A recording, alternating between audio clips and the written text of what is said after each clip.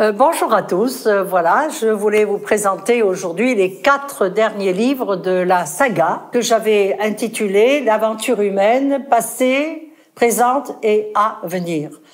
Parce qu'en effet, dans ces 4 derniers livres, il s'est passé véritablement une transformation, une métamorphose dans mon écriture.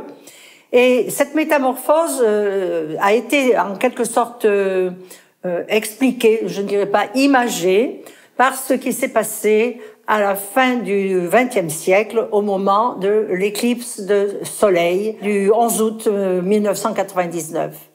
Ce jour-là, comme beaucoup des millions de gens, j'étais face au soleil, un petit peu malheureusement recouvert de nuages, mais ce jour-là, j'ai véritablement senti que quelque chose était descendu sur moi, et même d'ailleurs sur les 2 personnes qui étaient en même temps. Et ce soir-là, j'étais donc en train d'écrire ce livre qui s'appelle L'œuvre rouge, et ce jour-là, il s'est passé un phénomène particulier. J'ai terminé le livre ce jour-là. Bien sûr, ça paraît difficile à croire par rapport à la suite des événements. C'est qu'en effet, dans ce livre, L'œuvre rouge, je raconte les événements du 11 août et je termine ce jour-là et j'annonce déjà, en quelque sorte, les événements du 27 décembre. C'est-à-dire la grande tempête qui s'est passée et qui a bouleversé le monde. Voilà. Donc, je pense que ce livre, il parle beaucoup d'alchimie et il parle beaucoup des métamorphoses que nous subissons tous, entre nous, bien sûr, les humains, notre Terre qui est en train de se métamorphoser, les sociétés qui sont en train d'évoluer, et évidemment, tout cela va avoir pris comme miroir ce livre qui est tout à fait exceptionnel dans les 12 livres. Je veux bien vous lire un extrait, c'est-à-dire ce que finalement, qui est en quelque sorte un résumé, mais en même temps un message pour l'humanité. Alors, voici cet extrait qui termine exactement le livre. Bienheureux, vous qui souffrez, vous serez consolés. Allez au-devant de la présence divine qui vit en vous. Reconnaissez-la, aidez-la à s'épanouir. Devenez le foyer toujours accueillant où les cœurs solitaires viendront se réchauffer.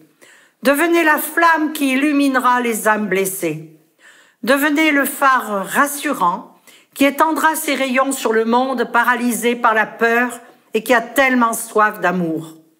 Devenez le creuset où s'accomplira, en toute conscience et dans la plus totale liberté, la transmutation qui vous révélera votre statut de disciple et mieux encore de fils de Dieu. Devenez amour, sagesse. Et répétez souvent ce sésame puissant qui permettra à vos énergies chancelantes de devenir votre réalité demain. Je suis celui qui est. Et le phénomène qui s'est passé, lorsque ce livre est arrivé devant le public, c'est que j'avais étalé tous mes livres pour la conférence du début 2000 et les gens sont venus directement vers ce livre qui représentait un arbre plein de fruits, alors que des millions d'arbres avaient été détruits le 27 décembre précédent. Donc il y avait en effet dans ce livre, dans cette alchimie, dans ces métamorphoses, l'espoir d'un monde nouveau. L'important finalement, c'est de savoir, à partir de l'an 2000, qu'avons-nous fait de ce monde nouveau? Comment l'avons-nous conçu? Comment l'avons-nous perpétué? Ou au contraire, est-ce que nous n'avons pas écouté la voix de la sagesse?